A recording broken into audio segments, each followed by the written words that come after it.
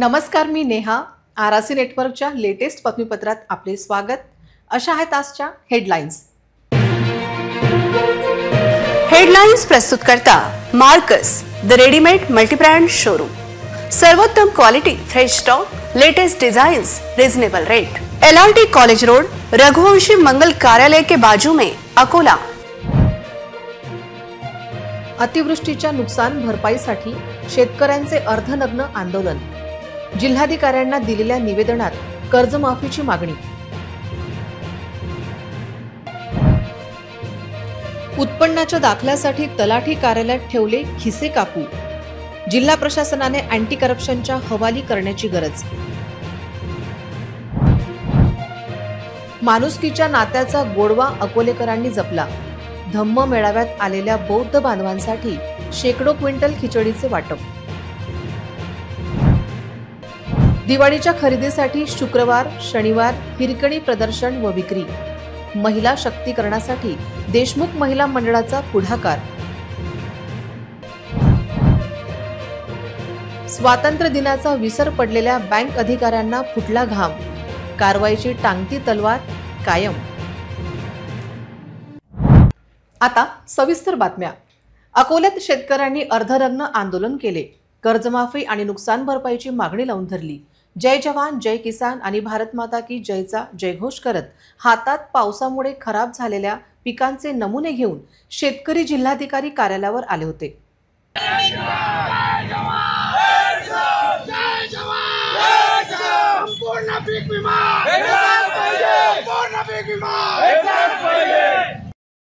अतिवृष्टीमुळे पिकांचे मोठे नुकसान झाले आहे. शेतकऱ्यांनी राज्यात ओला दुष्काळ जाहीर करण्याची मागणी केली आहे.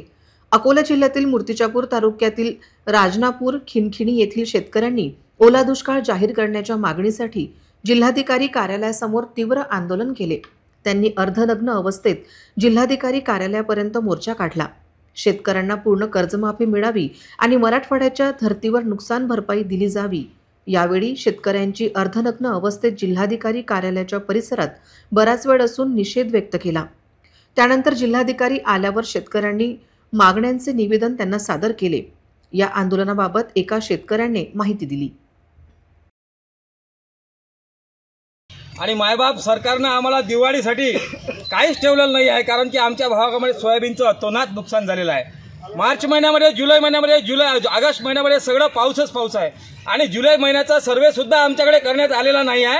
आणि टोंगळ्या पाण्यामध्ये आमचे पिकं आहेत. सध्या सेंडेस वरती दिसत आहे. तरी कुठल्याच प्रकारचा कृषी विभाग किंवा कोणतं महसूल विभाग, कुठल्याच प्रकारचं शासनाची मदत आमच्यापर्यंत भेटलेली नाही आहे. आमच्या गावाला लागूनच 5 किलोमीटरमध्ये अमरावती गाव आहे. त्या गावाला ऑगस्ट महिन्यातले नुकसान भरपाई भेटणं चालू आहे. लोक शेतकरी बँकेतले पैसे काढून दिवाळी साजरी करण्याचा प्रयत्न करत आहे. म्हणून या सरकारला आमची विनंती आहे की आमच्या भागामध्ये असम्य दुर्लक्ष झालेलं आहे आणि लोकप्रतिनिधी सुद्धा आमच्या भागामध्ये फिरकलेला नाही आहे. टोंगळ्या गाठ्यामधून आम्हाला शेतरस्त्यानं याच्या शेतामध्ये जावं लागतं. आधीच तर टोंगळ्या शेतकऱ्याच्या शेतात पाणी आहे, शेतरस्ते नाही आहे. कोणता कृषी अधिकारी येत नाही, कोणता कृषी सेवक येत नाही, कोणता कलेक्टर येत नाही, कोणता लोकप्रतिनिधी येत नाही. मग आम्ही भारतात आहो का पाकिस्तानात आहो, आमचं असं म्हणणं आहे. म्हणून सर्व शेतकऱ्यांना आम्ही राजनापूर, खिनखिनी आणि सैदापूर या सर्व गावातले शेतकरी आज कलेक्टर ऑफिसला आलेला आहोत की तुम्ही आम्हाला नंग करून सोडलेला आहे. आता आम्हीच तुमच्या पुढे अर्ध नग्न होऊन येतो. आम्हाला न्याय भेटल्याशिवाय आम्ही कलेक्टर ऑफिसवरून उठणार नाही. अकोला शहरातील मलकापूर येथील तलाठी कार्यालयात उत्पन्नाच्या दाखल्यासाठी लागणारे स्वघोषणापत्र मिळवण्यासाठी तलाठी कार्यालयातील कर्मचारी 200 रुपये मागत असल्याचे समोर आले आहे. मलकापूर तलाठी कार्यालयात कोणतेही काम करायचे असल्यास पैसे मोजल्या कामे होत नसल्याची माहिती आहे. मग किती वाजेपर्यंत समजा 3 वाजे काय लागेल? काही लागेल का अजून? काही नाही, फी देऊन द्या फक्त. किती किती जायचं सांगा. तुम्ही सांगा म्हणजे काय सांगू किती लागतात? द्या तुम्हाला 3 वाजेला भेटतो. आता किती पाहिजे पैसे? तुम्ही सांगा ना किती पाहिजे. मी नाही सांगत. अरे तसे नाही, तुम्ही सांगा ना, मग तेवढंच आहे. तुम्ही किती पाहिजे सांगा ना. तुम्ही पैशात सांगा किती पाहिजे. नाही मग काय हां तुम्ही जर तुमच्या हिशोबाने काय तर तसं नाही, पैसे सांगा ना, मग मी देतो.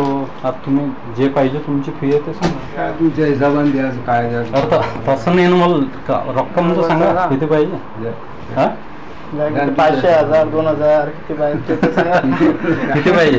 एवढं भाड्यापुरते पाहिजे. हो तर किती पाहिजे? किती पाहिजे? द्या 200 रुपये. 200 रुपये. मलकापूर तलाठी कार्यालयात लोक कामासाठी जातात तेव्हा तलाठी गैरहजर राहत असल्यामुळे परिसरातील नागरिकांना तलाठी कार्यालयात चक्रा माराव्या लागतात. हातचे काम सोडून या ठिकाणी आले तर तलाठी नसल्याने काम होत नाही आणि वरून पैसे मागितले जातात. तलाठी कार्यालयात सुरू असलेल्या या प्रकाराची चौकशी करण्याची मागणी होत आहे. तसेच संबंधित व्यक्तींवर कारवाई करून लुबाडणूक थांबवावी अशी मागणी केली जात आहे. अकोला शहरातील मलकापूर येथील तलाठी कार्यालयात उत्पन्नाच्या दाखल्यासाठी लागणारे स्वघोषणापत्र मिळवण्यासाठी तलाठी कार्यालयातील कर्मचारी 200 रुपये मागत असल्याचे समोर आले आहे. मलकापूर तलाठी कार्यालयात कोणतेही काम करायचे असल्यास पैसे मोजल्या कामे होत नसल्याची माहिती आहे. धम्म मेळाव्यानिमित्त शहरात आज एक वेगळंच दृश्य पाहायला मिळालं. हजारो बौद्ध बांधव शहरात दाखल झाले. त्यांच्या स्वागतासाठी जितक्या कमानी होत्या तितकेच फूड स्टॉल होते. अकोल्याच्या गल्लीबोळ्यात सेवा आणि ममतेची ऊब पसरली होती. नागपूर येथे दीक्षाभूमीला भेट देऊन अकोल्यात आलेल्या बौद्ध बांधवांसाठी आज दुपारी जेवणाची वेळ होताच शहरातील विविध ठिकाणी मोठ्या मोठ्या हांड्यातून शेकडो क्विंटल खिचडी वाटप करण्यात आले. दूरवरून आलेले प्रवासी थकलेले भुकेले होते, पण जेव्हा गरमागरम खिचडीचा पहिला घास त्यांच्या तोंडात गेला तेव्हा त्यांच्या डोळ्यातला आनंद काही वेगळाच होता. या उपक्रमात केवळ संस्थाच नाही तर सामान्य नागरिकही उत्साहाने सहभागी झाले. कुणी हांड्या उचलल्या, कुणी पान ताटं दिले, कुणी पाणी पाजलं. लहान मुलं ते वृद्ध सगळ्यांनी मिळून केलेल्या या सेवेमुळे जणू अकोला शहरानेच बांधवांसाठी आपली घराची दारं उघडी केली होती.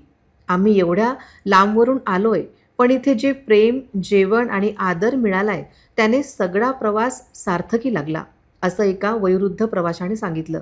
या सेवाभावी उपक्रमामुळे धम्म मेळावा केवळ धार्मिक समारंभ न राहता सामाजिक बांधिलकी आणि मानवी एकेचं जिवंत उदाहरण ठरला. हजारो लोकांच्या पोटातल्या भुकेला आराम देणारी ही खिचडी म्हणजे फक्त अन्न नव्हतं, तर ती माणुसकीच्या नात्याचा गोडवा त्यात होता. सर्वांना क्रांतिकारी जय भीम. धम्मचक्र पर्यटन दिनाच्या सर्वांना हार्दिक शुभेच्छा. दरवर्षीप्रमाणे यावर्षी मी आपण खिचडीचा वाटप सुरू केलेला आहे. 3 क्विंटलचा भात आहे आपला वाटप. तर सर्वांना इथं उपस्थित राहावं आहे हे विनंती. रॅलीमध्ये जर सहभाग घेतील भारतीय बुद्ध महासभेचे अनुयायी बाळासाहेब आंबेडकरांना पाहण्यासाठी येतील, तर त्यांनी सर्वांनी याचा लाभ घ्यावा हे विनंती. आम्ही आमची संपूर्ण टीम रिपब्लिकन सेनेची दरवर्षीप्रमाणे गेल्या 10-12 वर्षापासून आम्ही विद्यमान न्यायालयाच्या समोर दरवर्षी येणाऱ्या धम्म मेळाव्यासाठी, धम्मचक्र प्रवर्तन दिनाच्या धम्म मेळाव्यासाठी येणाऱ्या सर्व बौद्ध जनतेस आम्ही भोजनदानाचा कार्यक्रम ठेवत असतो. त्या कार्यक्रमाला दरवर्षी 1 ते 1.5 क्विंटलचा कधी आम्ही साधा पुलावा असतो आणि कधी पुरी भाजी असते. अशा प्रकारे आम्ही धम्मदान, भोजनदान देतो. हे आमचा दरवर्षीचा कार्यक्रम आहे. त्याप्रमाणे आम्ही सकाळी 11 वाजतापासून ते संध्याकाळी 5 वाजेपर्यंत हा आमचा कार्यक्रम चालू राहतो. तसेच येणाऱ्या सर्व बौद्ध बांधवास धम्मचक्र प्रवर्तन दिनाचे मी त्यांना शुभेच्छा देतो. धम्मचक्र प्रवर्तन दिनाच्या निमित्ताने 3 ऑक्टोबर रोजी धम्म मेळाव्याचे आयोजन करण्यात आले आहे. या मेळाव्यात उसळलेल्या हजारोंच्या जनसमुदायाला ॲडव्होकेट बाळासाहेब आंबेडकर यांनी संबोधित केले. धम्मचक्र प्रवर्तन दिनाच्या निमित्ताने 3 ऑक्टोबर रोजी अकोल्यात भव्य धम्म मेळावा आयोजित करण्यात आला होता. या मेळाव्यासाठी हजारो भीम अनुयायांची प्रचंड गर्दी झाली होती. उपस्थित भीम अनुयायांना वंचित बहुजन आघाडीचे नेते ॲडव्होकेट प्रकाश आंबेडकर यांनी बहुमूल्य मार्गदर्शन केले. मेळाव्यापूर्वी शहरात भव्य मिरवणूक काढण्यात आली. सुशोभित वाहनांवर ॲडव्होकेट प्रकाश आंबेडकर तसेच वंचित बहुजन महासंघाचे पदाधिकारी उभे होते. अकोला रेल्वे स्टेशन परिसरातील लोकशाहीर अण्णाभाऊ साठे चौकातून ही मिरवणूक सुरू झाली. विविध मार्गाने प्रवास करत क्रिकेट क्लब मैदानावर मिरवणुकीचा समारोप करण्यात आला. या मिरवणुकीत अनेक आखाडे सहभागी झाले होते. आखाड्यातील युवक युवतींनी लेझिम, लाठीकाठी, दांडपट्टा, तलवारबाजी यांचे दमदार सादरीकरण केले. मिरवणुकीत सहभागी होणाऱ्यांसाठी संपूर्ण मार्गावर ठिकठिकाणी चहा, नाश्ता व जेवणाची सोय करण्यात आली होती. ही बातमी लिहिली जात असताना मिरवणूक सुरूच होती. अकोला क्रिकेट क्लब मैदानावर मेळावा सुरू होण्यापूर्वीच हजारो भीम अनुयायी तासनतास आधी येऊन बसले होते. चला पाहूया या मिरवणुकीची एक झलक. दिवाळीचा आनंद आता अकोल्यात अधिक रंगतदार होणार आहे. देशमुख महिला मंडळाच्या वतीने हिरकणी प्रदर्शन व विक्रीचे भव्य आयोजन करण्यात आले आहे. खास महिलांसाठी, गृहिणींसाठी आणि तरुणींसाठी खरेदीचा बहारदार प्रदर्शन 4 व 5 ऑक्टोबर रोजी सिव्हिल लाईन चौकातील जिल्हा परिषद कर्मचारी भवन येथे भरत आहे. या प्रदर्शनात महिला बचत गट व उद्योजकांनी प्रेमाने आणि कष्टाने तयार केलेल्या आकर्षक वस्तूंचा खजिना उलगडणार आहे. पारंपरिक व आधुनिक डिझाईनची वस्त्रे, सुंदर दागिने, कलाकुसरीच्या वस्तू, घरगुती वापराच्या वस्तू आणि सणासुदीला लागणाऱ्या सजावटीच्या वस्तू सगळं एकाच छताखाली उपलब्ध असेल. या उपक्रमाचे नेतृत्व मंडळाच्या अध्यक्षा सौ राज्यश्री देशमुख, उपाध्यक्षा सौ नैना देशमुख, सचिव सौ स्वप्नाली देशमुख, कोषाध्यक्षा सौ प्रतिभा देशमुख आणि ज्येष्ठ सल्लागार कविताताई ढोरे यांनी केले आहे. महिलांना रोजगार व प्रोत्साहन मिळावे, त्यांच्या कलागुणांना योग्य व्यासपीठ मिळावे, हा या प्रदर्शनाचा मुख्य हेतू आहे. अकोल्यातील सर्व महिला व युवतींनी या हिरकणी प्रदर्शनाला आवर्जून भेट द्यावी. दिवाळीच्या खरेदीसोबतच महिला उद्योजकांच्या कष्टाला हातभार लावण्याची ही उत्तम संधी ठरणार आहे. अमरावती ग्रामीण पोलीस आणि नागपूर गुन्हे शाखेच्या संयुक्त कारवाईने संपूर्ण राज्यात खळबळ उडाली आहे. 2 ऑक्टोबरच्या रात्री परतवाडा येथे झालेल्या एका विशेष कारवाईत पोलिसांनी 11 संशयितांना अटक केली असून या कारवाई दरम्यान पोलिसांना हवेत गोळीबार देखील करावा लागला. परतवाड्यात मुंबई गुन्हे शाखेने अमरावती ग्रामीण पोलिसांना माहिती दिली होती की हरियाणा टोळीचे सदस्य या घरात आहेत. त्याचबरोबर हरियाणा पोलिसांच्या माहितीवरून नागपूर गुन्हे शाखेचे पथकही अमरावती ग्रामीण पोलिसांसोबत दाखल झाले होते. दसरा उत्सवाचा जल्लोष शांत झाल्यानंतर रात्री उशिरा स्थानिक गुन्हे शाखेने आरोपींना अटक करण्याची मोहीम हाती घेतली. कारवाई दरम्यान प्रतिकार करणाऱ्या संशयितांवर नियंत्रण मिळवण्यासाठी पोलिसांनी हवेत गोळीबार केला. या कारवाईत 2 वेगवेगळ्या ठिकठिकाणाहून एकूण 11 जणांना ताब्यात घेण्यात आले. अटक केलेले हे सर्व 11 जण आंतरराष्ट्रीय गुन्हेगारी टोळीशी संबंधित असल्याचा संशय आहे. यापैकी एक आरोपी हरियाणा आणि कॅनडातून कार्यरत असलेल्या आंतरराष्ट्रीय टोळीचा सक्रिय सदस्य असल्याचे उघड झाले आहे. ही टोळी भारतात गुन्हेगारी कारवायांमध्ये सक्रिय असल्याचे पोलिसांचे म्हणणे आहे. पोलिसांनी या 11 आरोपींकडून पिस्तूल आणि इतर शस्त्रे जप्त केली आहेत. इतर घडामोडींचा आपण आढावा घेणार आहोत, मात्र छोट्याशा विश्रांतीनंतर. अब इंटरनेट महंगा नहीं, सस्ता भी और फास्ट भी, बस 8 रुपए प्रतिदिन में. इतना फास्ट इंटरनेट, हाँ, सिर्फ 8 रुपए प्रतिदिन में. पाइए 20 MBPS स्पीड वाला अनलिमिटेड इंटरनेट, बिना डेटा लिमिट और बिना रुकावट. स्ट्रीमिंग, गेमिंग, डाउनलोडिंग, सब कुछ अब बिना रुके. 20 MBPS अनलिमिटेड इंटरनेट आजमाइए अभी. आज ही कॉल करें हमें और जुड़ जाइए फास्टेट नेटवर्क से. RRC network private limited internet अब सबका हक है. फास्ट और सस्ता अनलिमिटेड. विश्रांतीनंतर पुन्हा एकदा तुम्हा सर्वांचे हार्दिक स्वागत.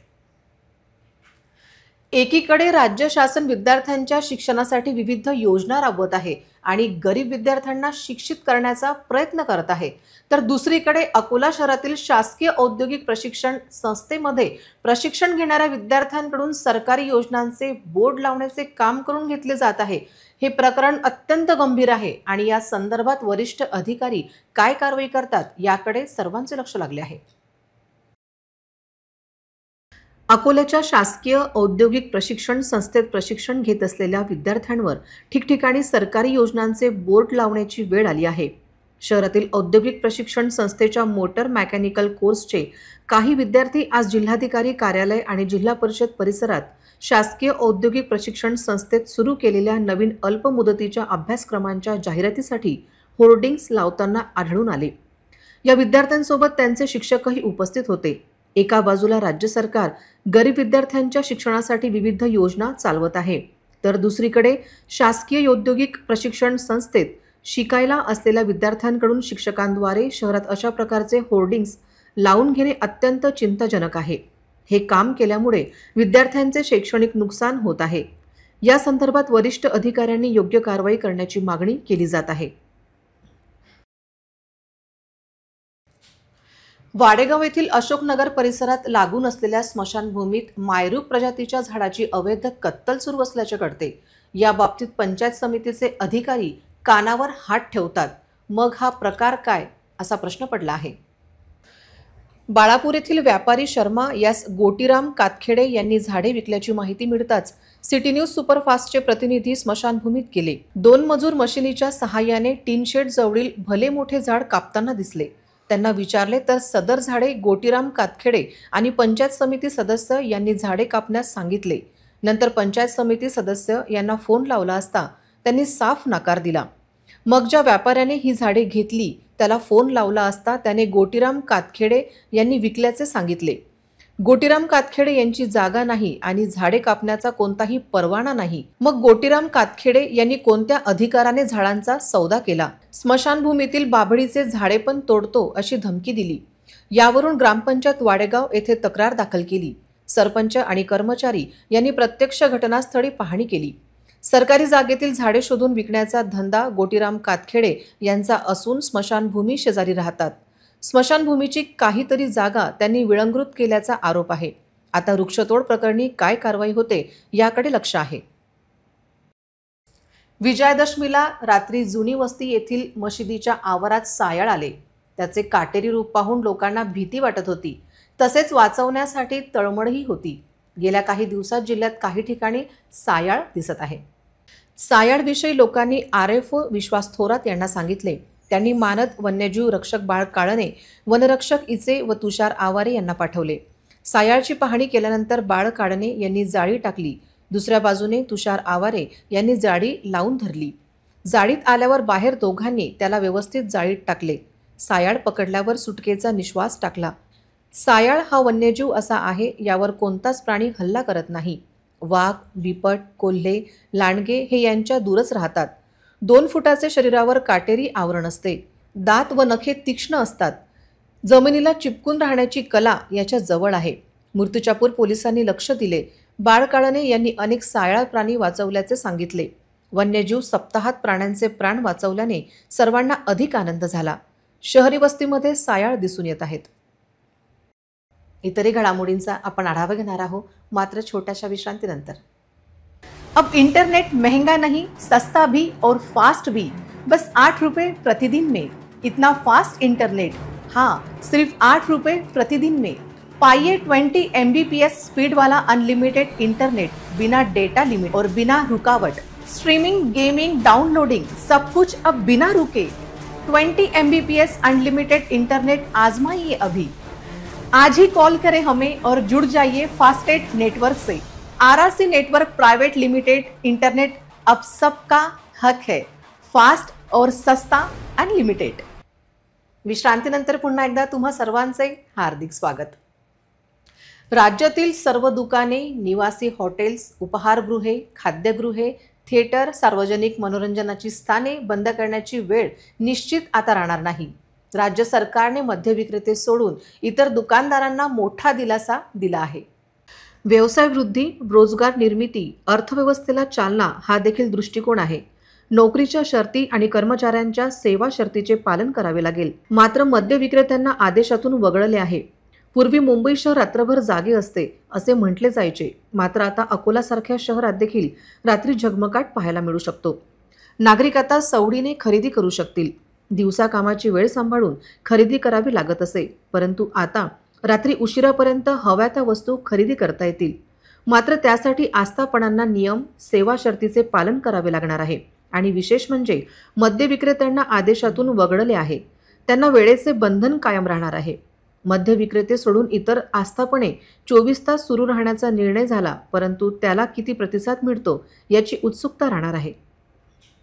दसऱ्याच्या दिवशी आजूबाजूच्या दाट जंगलात आणि टॉर्चच्या प्रकाशात देवीची पालखी तुम्ही कधी पाहिली आहे का? नाही ना?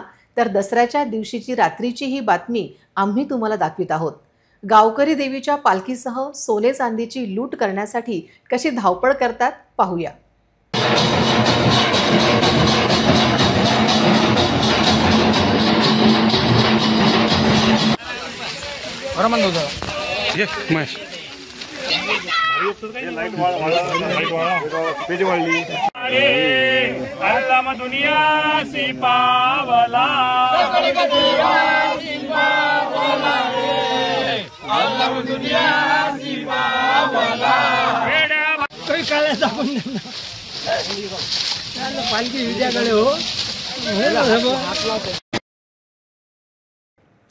बार्शीटाकळी तालुक्यातील एरंडा गावात दसऱ्याच्या दिवशी उलगडणारा भवानी आई नवदुर्गा उत्सव आणि पालखी सोहळा हा गावाच्या सांस्कृतिक आणि धार्मिक जीवनाचा आत्मा मानला जातो. दरवर्षीप्रमाणे यंदाही जय भवानी नवदुर्गा उत्सव मंडळाच्या वतीने हा सोहळा मोठ्या जल्लोषात पार पडला. या सोहळ्याची खासियत म्हणजे भवानी आईची मूर्ती न बसवता तिची पालखीत स्थापना केली जाते. दसऱ्याच्या शुभमुहूर्तावर ही पालखी गावाबाहेर जाते आणि तेथून सोने चांदी म्हणजे आपटा किंवा शमीची पाने आणली जातात. हा क्षण पाहण्यासाठी शेकडो भाविक मोठ्या संख्येने पालखीच्या मागोमाग जातात.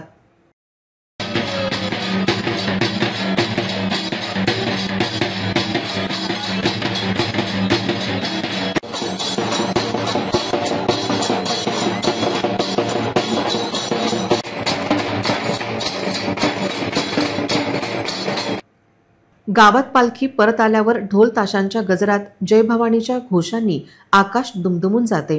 मंदिराच्या आवारात पवित्र ज्योत प्रज्वलित करून पालखीची मिरवणूक काढली जाते. गावातील लहानांपासून ते वृद्धांपर्यंत प्रत्येक जण या सोहळ्यात सहभागी होतो आणि एकतेचे दर्शन घडवतो. ही परंपरा केवळ धार्मिक विधी नसून सामाजिक सलोखा, श्रद्धा आणि एकतेचे प्रतीक आहे. एरंडा गावाचा हा अद्वितीय पालखी उत्सव विदर्भातील सांस्कृतिक वारशाचे एक सुंदर दर्शन घडवतो. RRC news Barshitakli. स्वातंत्र्य दिन साजरा झाला, परंतु बँक अधिकाऱ्यांच्या मागे शुल्क काष्ट लागलेली दिसते. शहरातील बहुतांश बँकांना स्वातंत्र्य दिनाचा विसर पडल्याचे प्रकरण पुन्हा तापले आहे. उपविभागीय अधिकारी यांनी बँकच्या प्रबंधकावर कारवाई करण्याचे निर्देश बँकेच्या वरिष्ठ अधिकाऱ्यांना दिल्याचे शहरातील बहुतांश बँकेच्या प्रबंधकांवर कारवाईची लटकती तलवार दिसत आहे. स्वातंत्र्य दिनाचा अमृत महोत्सव साजरा करण्याचे आदेश केंद्र शासन तसेच राज्यपालांचे अवर सचिव यांनी एका परिपत्रकाद्वारे दिले होते. मूर्तिजापूर शहरातील bank of Maharashtra, bank of Baroda, bank of India, Vidarbha Konkan bank, Canara bank, HDFC bank, central bank of India यांच्यासह बहुतांश बँकेच्या कर्मचाऱ्यांना व शाखा व्यवस्थापनांना स्वातंत्र्य दिनाचाच विसर पडला. बँकेत ध्वजारोहण न करता हॉलिडे म्हणून सर्व कर्मचारी व व्यवस्थापकांनी साजरा केला असल्याची तक्रार शिवसेना शिंदे दीपक पाटील दांदडे यांनी उपविभागीय अधिकारी यांच्याकडे केली. संबंधित बँक कर्मचारी व शाखा व्यवस्थापकांवर कारवाई करण्याची मागणी केली होती. उपविभागीय अधिकारी संदीप कुमार अपार यांनी दखल घेऊन जिल्हा अग्रणी बँक व्यवस्थापन यांना सदर बँकेच्या कर्मचारी व शाखा व्यवस्थापकांवर कारवाई करण्याचे आदेश दिले. जिल्हा अग्रणी बँक व्यवस्थापन काय कारवाई करतात की शाखा व्यवस्थापकांना पदराआड घालतात याकडे लक्ष आहे. वंदनच झालेलं नव्हतं, म्हणजे ध्वजारोहणाचा कार्यक्रम त्यांनी राबवलाच नाही. तर ही एक फार मोठी शोकांतिका मूर्तिजापूर वासियांसाठी पाहायला मिळाली. नेमकं मग मला जरासं जाणवल्यानंतर मी मुद्दाम अजून अनेक कुठल्या ज्या बँका आहेत त्या बँकांमध्ये त्यांच्या तिथं गेलो आणि अक्षरशः त्याही ठिकाणचं चित्र मला असं पाहण्यासाठी मिळालं की तिथेही सुद्धा ध्वजारोहणाचा कार्यक्रम झाला असतो नाही. याची सबब माहिती घेण्याकरिता मी एक BR शासनाचा तो पाहण्याचा प्रयत्न केला. त्यामध्ये अक्षरशः राज्यपालांचे अवर सचिव यांनी एक GR काढला होता की प्रत्येकाने म्हणजे शासकीय निमशासकीय याही कार्यालय खाजगी कार्यालय असतील यांनी 13, 14 आणि 15 ऑगस्ट रोजी ध्वजारोहणाचा एक कार्यक्रम साजरा करावा आणि जे शासकीय इमारती असेल किंवा शासकीय कार्यालय असतील त्यांनी विद्युत रोषणाई फार मोठ्या प्रमाणात करावी असा तो GR होता. परंतु आमच्या इथे 13 ते 16, 13, 14, 15 तारखेला ही सुद्धा या नॅशनलाइज बँका आणि आमच्या इथे ज्या बँका आहेत काही खाजगी बँका आहेत त्या बँकांनी अक्षरशः तिथे ध्वजारोहण केलेलंच नाही असं माझ्या निदर्शनास आलं. आणि ते आल्यानंतर मला त्याची एक शोकांतिका मला ही ती जाणवली. म्हणून मी त्याबाबत उपविभागीय अधिकारी यांना एक पत्र दिलं आणि त्यासोबतच उपविभागीय पोलीस अधिकारी यांनाही सुद्धा त्याबाबत मी पत्र दिलेलं आहे. काय नेमकं आपली मागणी होती त्याच्यामध्ये? त्याच्यावरती कार्यवाही झाली नाही तर कडक आंदोलन हे एक शिवसेनेतर्फे करण्यात येईल, याची प्रामुख्याने मी त्या पत्रामध्ये तशी एक नोंद केलेली आहे. पुन्हा एक नजर टाकूया आजच्या प्रमुख घडामोडींवर. हेडलाइन्स प्रस्तुत करता Marcus the readymade multibrand showroom. सर्वोत्तम quality, fresh stock, latest designs, reasonable rate. LRT college road, Raghuvanshi मंगल कार्यालय के बाजू में, अकोला. अतिवृष्टीच्या नुकसान भरपाईसाठी शेतकऱ्यांचे अर्धनग्न आंदोलन. जिल्हाधिकाऱ्यांना दिलेल्या निवेदनात कर्जमाफीची मागणी. उत्पन्नाच्या दाखल्यासाठी तलाठी कार्यालयात ठेवले खिसे काकू. जिल्हा प्रशासनाने अँटी करप्शनच्या हवाली करण्याची गरज. माणुसकीच्या नात्याचा गोडवा अकोलेकरांनी जपला. धम्म मेळाव्यात आलेल्या बौद्ध बांधवांसाठी शेकडो क्विंटल खिचडीचे वाटप. दिवाळीच्या खरेदीसाठी शुक्रवार शनिवार हिरकणी प्रदर्शन व विक्री. महिला शक्तीकरणासाठी देशमुख महिला मंडळाचा पुढाकार. स्वातंत्र्य दिनाचा विसर पडलेल्या बँक अधिकाऱ्यांना फुटला घाम. कारवाईची टांगती तलवार कायम. बातम्यांसाठी तुम्ही पाहत रहा RRC news. 2,38,000 दर्शकांनी RRC digital Akola हे यूट्यूब चॅनल सबस्क्राईब केले आहे. तेव्हा तुम्ही कसली वाट पाहत आहात? तुम्ही पण सबस्क्राईब करा आणि बेल आयकॉन क्लिक करत RRCच्या बातम्या निरंतर पहा. तुमच्या मोबाईलवर नोटिफिकेशन मिळवण्यासाठी सबस्क्राईब करा RRCचे हे यूट्यूब चॅनल. लाईक आणि फॉरवर्ड करा RRC डिजिटल अकोलाचे हे न्यूज बुलेटिन. पुन्हा भेटूया लेटेस्ट बातम्यांसह नवीन बातमीपत्रात. तोवर नमस्कार.